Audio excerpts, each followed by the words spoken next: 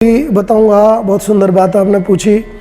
पहले खान पान की मैं आपको बात करता हूं कि खाने का सिस्टम क्या है।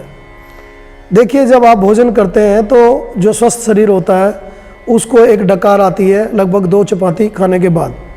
जिन लोगों ने अपने शरीर को बिगाड़ लिया उनको नहीं आती, तो वो दोबारा उस प्रक्रिया में जाएंगे तो वापस आनी शुरू होगी।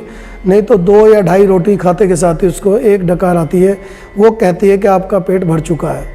हमारा ये शरीर नहीं है जिसको शरीर हम सोच रहे हैं। ये साइंटिफिक तरीके से भगवान ने हमें इतनी सुंदर मशीनरी और इतना सुंदर दिव्य शरीर दिया है कि जो अपने आप में सभी चीज़ों की सूचनाएं देता है और सभी सूचनाओं पर सूचित करता है। हम समझ नहीं पाते, वो हमारा दुर्भाग्य है, क्योंकि हम उस तक पहुंच नहीं पाए। तो जब वो कहता है कि आप इस भोजन को बस यहीं तक करिए, क्योंकि हमारे यहाँ कहा गया स्निग्ध भोजन करना चाहिए। स्निग्ध का मतलब है जो घी वगैरह से और उससे ठीक ठाक से, यानी देसी घी पहले स्निग्ध भोजन किया जाता था, घी वगैरह के द्वारा किया जाता। आयुर्वेद में घी का बड़ा प्रमाण माना गया है।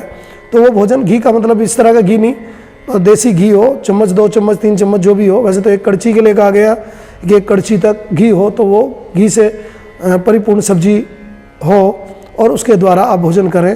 तो बेटर तो ये रहे कि मूंग की दाल का सेवन आप अधिक से अधिक करें। मूंग की दाल छिलके वाली, और उसके साथ चपाती, और साथ में आप अगर सलाद वगैरह लेना चाहें तो वो आप लें। सुबह के टाइम ज़्यादा से ज़्यादा हमें फलों का सेवन करना चाहिए। फल और जूस जितना ज़्यादा हम सुबह के टाइम लेंगे उतना ही हम स्वस्थ रहेंगे। दोपहर में हमें मूंग की दाल छिलके वाली और चपाती और सब्जी लेनी चाहिए। शाम को हमें हल्का भोजन, खिचड़ी या दलिए का सेवन करना चाहिए। ये उत्तम भोजन है। अभी जिस बात को मैं कह रहा था उससे बीच में हम छूट गए, तो मैं वापस उसी पे आना चाहूँगा कि जब हमारा 2.5 रोटी या 3 रोटी हम खा लेते हैं तो हमें एक डकार आती है, वो कहती है कि बस भोजन पूर्ण हो गया। इसके बाद आपको भोजन से उठ जाना चाहिए, वहीं से आपको बाकी का जल पीकर संतोष करना चाहिए। अर्थात जल भी उस समय नहीं लेना, वो जल लेना है लगभग 1.5 घंटे के बाद। 1.5 घंटे क्यों लेना कि 1 घंटा 30 मिनट के बाद आपके रसों का उत्पादन शुरू होता है आपके शरीर में, और जब रसों का उत्पादन आपके शरीर में शुरू होगा उस टाइम जल की आवश्यकता होती है। उससे पहले वो अपनी जठराग्नि के द्वारा उस भोजन को पचाता है।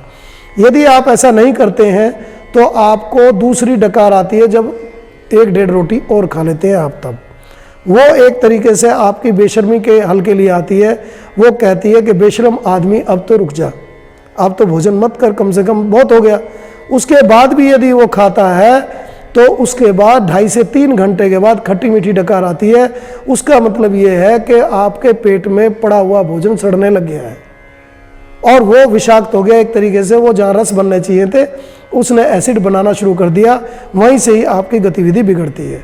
तो सबसे पहले कहा गया हमारे यहाँ मित आहार। मित आहार क्यों कहा गया? मित आहार का मतलब है कि जब पेट आपका भर गया तो एक टुकड़ा भी अधिक नहीं खाना है। तो इस चीज़ को जब आप ध्यान दे लेंगे तो ना आपके पेट में अफारा होगा, ना आपके पेट में कोई गड़बड़ी होगी, ठीक से भोजन भी पचेगा और आप सुचारू रूप से बीमार भी नहीं होंगे और स्वस्थ रहेंगे, स्वयं में स्थित रहेंगे। यही इसकी दिव्यता है। और ये दिव्यता बड़ी गजब की है कि जब कुंडलनी महायोग में आप आ जाते हैं तो प्राणों का स्तंभन करके वो मनोमय कोश और विज्ञानमय कोश और आनंदमय कोश के जब टुकड़े टुकड़े कर देती है तो अपने आप ही आपकी जागृत शक्ति इतना काम करती है कि आपको भोजन से अपने आप ही डर लगने लग जाता है। आप कहते नहीं बहुत थोड़ा खाना है, बहुत थोड़ा लेना है, ये नहीं लेना है, ये नहीं लेना है, ये हो जाएगा तो ये गड़बड़ हो जाएगा, क्योंकि बात ये पेट ठीक से साफ नहीं होगा, क्रियाओं को चलाने में दिक्कत आएगी। इसलिए मैं महामाई की शरण में हूँ। तो अपने आप इतना सुंदर, इतना दिव्य हो जाता है कि जिन नियम के ऊपर जैसे आप चलते हैं, जैसे अष्टांग योग की रचना महर्षि पतंजलि ने की, यम नियम प्रत्याहार आसन प्राणायाम धारणा ध्यान समाधि, वो स्वतः ही सिद्ध होने लगती है। इतना सुंदर दिव्य योग कहीं ढूंढने से नहीं मिलेगा आपको, जो अपनी दिव्यताओं से भरा हुआ हो और स्वतः ही इन सब नियमों का पालन करा दे और आपके योग के साधन को बना दे। इसीलिए इसका नाम अखंड महायोग रखा गया, जो खंडित नहीं होता, विखंडन नहीं होता इसका। और जो महायोग, जो योगों का योग है जिसमें सब योग समाहित हो जाते हैं, जहाँ कुछ भी करने के लिए शेष नहीं बचता, करने कराने वाली वो महामाया हो जाती है। आइए, हम बड़े सौभाग्यशाली हैं कि इस योग के लिए प्रेरित होकर हम एक दूसरे के पास तक जाने का प्रयास कर रहे हैं। शायद भगवान की कृपा है कि हम आप तक पहुंच पा रहे हैं। तो आप अगर इस वाणी को सुन रहे हैं तो जितना जल्दी हो सके अपना प्रयास करें कि इस मार्ग की ओर आएँ, उस मार्ग को जानने का प्रयास करें। आखिर ये दिव्यता का मार्ग क्या है। 3 दिवसीय हमारा कार्यक्रम आत्म दर्शन क्रिया का होता है, जिस आत्म दर्शन क्रिया के द्वारा आप अपने आप का अनुभव कर सकते हैं कि आप अध्यात्म के किस मोड़ पर खड़े हैं और अभी तक अध्यात्म की यात्रा आपकी कहाँ तक पहुँची है और आगे के लिए आपका मार्ग किस प्रकार से प्रशस्त हो सकता है। उन सब के लिए समय समय पे हम लोगों के कार्यक्रम रहते हैं, उनके लिए हम आपका इसमें हार्दिक अभिनंदन करते हैं। हम उम्मीद करते हैं कि आप स्वयं भी आएंगे और दूसरों के को प्रेरित करने का भी एक कारण बनेंगे, जिससे आप भी पुण्य के लाभी बने और इस गुप्त लुप्त हुई विद्या को जानने का प्रयास हो।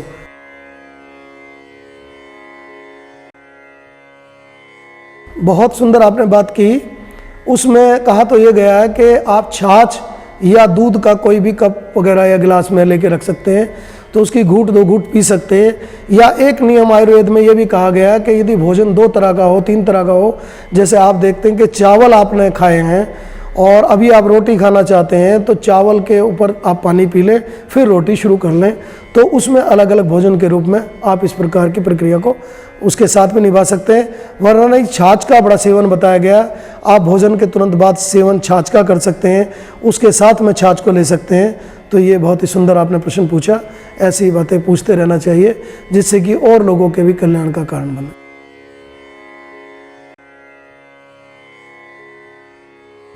यौगिक भोजन मैंने अभी कहा जैसे आपको कि हल्का भोजन हो। हल्का भोजन का मतलब ये है कि जिस टाइम पे जैसे आपको सवेरे कहा कि आप फलों से पेट भरें, तो इस टाइम बहुत सारे इतने अच्छे अच्छे फल आ रहे हैं, उन पेट जब उनसे भरते हैं आप, तो उनमें बहुत सारा फाइबर होता है, बहुत सारी अच्छी होती है, तो एनर्जी भी आपको दे देते हैं। और एनर्जी मेन हमारा मुख्य उद्देश्य क्या है? पेट को लादना तो नहीं है, हमारा तो एनर्जी लेने का कारण है। अब जैसे मैं अक्सर लोगों को कहा करता हूँ, लोगों को खाना नहीं आता। अभी सब्जी बहुत महंगी है इस टाइम पे, लगभग 80 रुपये किलो लगभग सभी सब्जियाँ प्राय बाज़ार में देखने को मिलती हैं, और 40 रुपये किलो सेव पिटा घूम रहा है। तो आप उस सेव की सब्जी क्यों नहीं खाते? इतना दिव्य सेव, इतना सुंदर, इतना अच्छा खट्टा मीठा, इतनी बढ़िया बनती है उसकी, और वो आपके पित्त वगैरह को भी हर लेगा, कफ को भी कंट्रोल कर लेगा। उसमें हल्की काली मिर्च डालिए और उसको खाइए। तो बहुत सारी चीज़ें ऐसी हैं जिनको हम बनाना नहीं जानते, जिनके साथ हम कर नहीं पाते, उनको खा के अगर हम पेट भरते हैं तो हमारा पेट भी साफ रहता है और अपने आप में एनर्जी भी हमको मिलती है।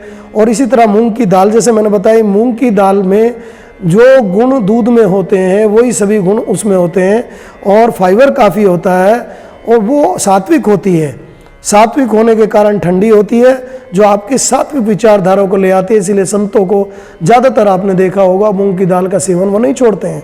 तो मूंग की दाल अगर यदि आप कर लेते हैं तो पूर्ण, एक तरीके से पूर्ण भोजन आपका हो जाता है। दोपहर में आपने पूर्ण भोजन कर लिया, सुबह के टाइम आपने एक तरीके से जो फलों से लेनी थी विटामिन्स वो ले ली, तो आपका एक परिपूर्ण डाइट हो गई आपकी। आपका भोजन जो है वो जोरदार हो गया। उसके बाद आप उसके घंटे 1.5 घंटे बाद छाछ का सेवन करिए खूब बढ़िया से। शाम को खिचड़ी या दलिया, यदि आपका मन नहीं भरता, खाली पेट भी रहते हैं 50 के बाद, तो कोई बुरी बात नहीं है। लेकिन मन नहीं मानता तो आप खिचड़ी या दलिया, खिचड़ी दलिया भी बहुत सुंदर ढंग से बन सकता है। जैसे आप खिचड़ी को दलिए के रूप में बनाएं, दलिए में मूंग की दाल डालें, उसी में कुछ सब्जियां बॉइल कर लें और उस सब्जी को आप लें, और उसके साथ मतलब सब्जी भी हो गई और वो खिचड़ी भी हो गई, उसको ले आप, वो सुपाचे भी हो जाती है, 1.5-2 घंटे में पच जाती है, और आप पेट खाली बना रहता है और आप आनंद की अनुभूति करते हैं। आपकी नींद भी अच्छी आती है और आप सवेरे फ्रेश भी बढ़िया से होते हैं। तो सबसे ज़रूरी ये है कि हम खा क्यों रहे हैं, तो जो हमें खाना है उसी को नहीं जानते हम लोग। जैसे मैं प्राय कहा करता हूँ कि बादाम को आप खाइए मत, बादाम रोगन निकलवाइए, 2-3 बूंद उसकी नाक में डालिए, आपके दिमाग की मालिश हो जाएगी, और साथ में वो जहाँ जाना वो चला जाएगा, वहाँ से जाने के बाद फिर वापस आपके पास चला जाएगा। अभी क्या करते हैं, बादाम की गिरी खाई और कहते हैं दिमाग के लिए खा रहे हैं। अरे दिमाग के लिए डायरेक्ट ही आप उसका इस्तेमाल करो ना, ताकि दिमाग की मालिश हो जाए, और 2 रुपये रोज का भी नहीं पड़ता यदि आप करा लेते हैं। इतना सस्ता और इतना जुगाड़ हमारे यहाँ इतना अच्छा बना हुआ है, ऋषियों का इतना सुंदर चिंतन है। हमारे यहाँ कहीं भी खान पान के लिए इतना लग्जरियस नहीं कहा गया आपको कि बहुत सारा खाना पड़ेगा, बहुत सारा उल्टा सीधा खाना पड़ेगा आपको। इसी में से बहुत कुछ कर सकते हैं आप। जैसे मैंने सेव के लिए कहा, सब्जी आप 80 रुपये किलो की ना लेके बल्कि 30 रुपये किलो में मिल जाएगा, 20 रुपये किलो में मिल जाएगा सब्जी वाला, तो क्योंकि वो हरा होता है और वो अक्सर जो है कोई भी लेना पसंद नहीं करता, तो उसकी आप सब्जी बना सकते हैं या उसका जूस ले सकते हैं। तो ये बहुत सारे खाने के तरीके हैं जिनको हम कर सकते हैं, लेकिन हम उसको नहीं कर पाते और खान पान गलत होने के कारण ही हमारी दिक्कत आती है। अभी थायराइड की समस्या बहुत सारे लोगों को है, अधिकतम लोगों को थायराइड की समस्या आ गई है। थायराइड की समस्या का मुख्य कारण है आपका नमक।